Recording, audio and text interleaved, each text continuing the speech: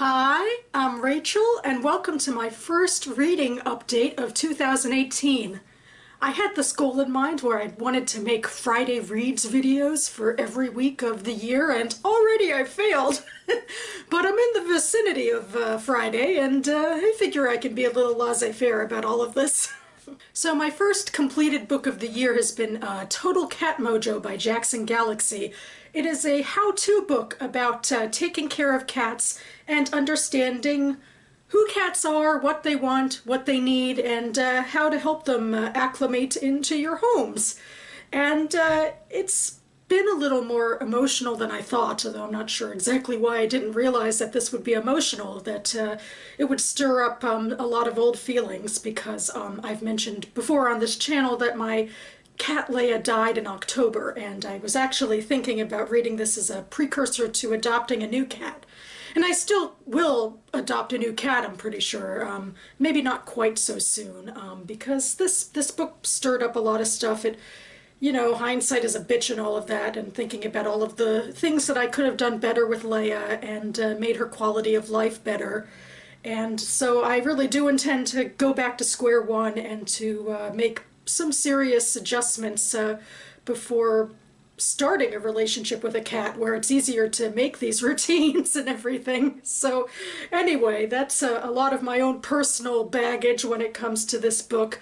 As a book itself, I think it's very good. I mean, if you're looking for how-to advice about cat care and cat behavior, this is a great one. It has a lot of great pictures and these sort of browned out sections of additional information. There's a lot of little sections and code words. I think my biggest issue might be that sometimes the verbiage gets a little too intense and a little jumbled up, but overall, Jackson Galaxy's philosophy is very easily laid out in sort of 1, 2, 3 toolbox steps that you can understand. Toolbox is one of his big metaphors for how to approach this relationship.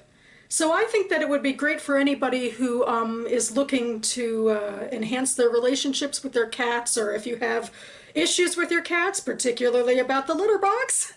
But even if you're just interested in cats overall, and you know, the history of moving them from, you know, the wilds into the home, and who cats are underneath all of it, I think that this could be of interest to anybody.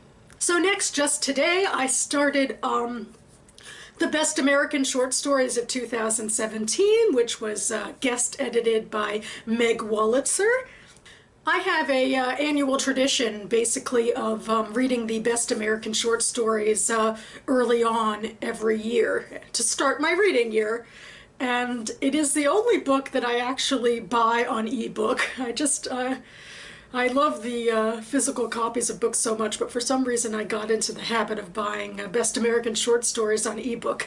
See, I have this little collection of them right here, going all the way back to 2011, although I also have some Best American Short Stories in print form, and I guess maybe that's what got to me, realizing if I'm going to buy this every year, it'll clutter up my bookshelf so fast that I should do the ebook route for once.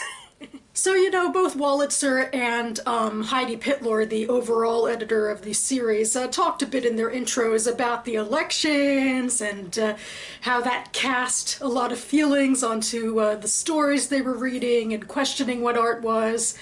And then Meg Wolitzer went in deeper, talking about sort of surprises in stories, and how when she was younger, I think she was drawn a bit to like the shocker surprise, and then as she matured and progressed in her writing, she realized that surprise could be something a little more nuanced and permeating throughout the story. Maybe I'm bringing my own projections onto this too, because I tend to be averse to the idea of shocker plot sort of stuff. I like more nuance and more subtle things going on.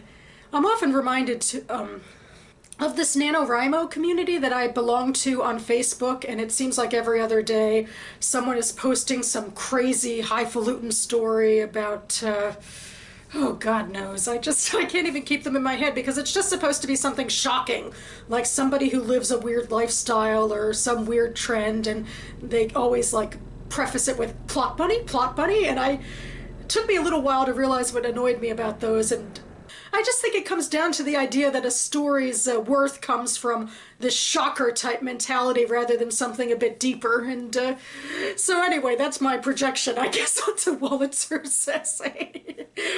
And I've also started reading some of the stories, and not sure exactly when I'll finish this. I'll probably read novels as I'm also reading the stories, but hopefully by the end of the month.